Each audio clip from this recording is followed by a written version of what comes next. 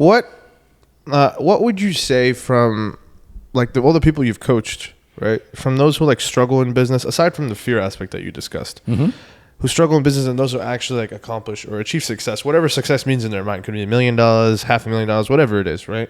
What have you noticed, like, it's just from like a leadership characteristic standpoint that they have that like maybe the audience or whoever's listening to can kind of write notes down and like be like, all right, don't do this, do this.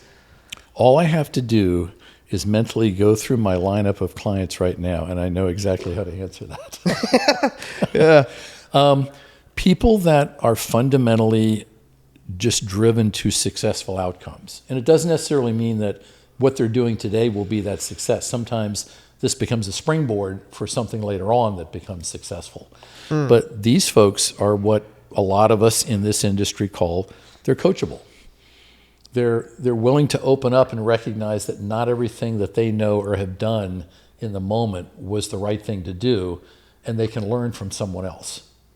I see. Okay. When you have somebody that has that openness and is willing to realize that every company that I've ever worked with the exception of 3, have all been in industries that I've never actually been in. Oh, really? So I get a lot of this, like, how can you coach me if you don't know the restaurant business or you don't know manufacturing or stuff like that? And I tell them, take the name and the brand of your product, take the size and scope of it, and take the location and just put it to the side. What do you have left? You basically got the skeleton of the organization. That's pretty much the same for most every business.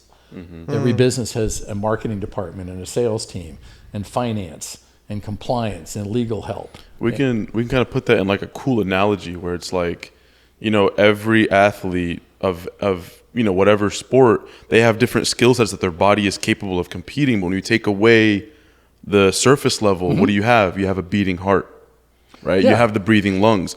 The core of the human being who can perform those technical things is exactly the same every single time. Right. And it's the same way in business. Yeah. So what I look for people when I get people calling or I've got a schedule to talk to somebody, the first thing I look for is, are you coachable?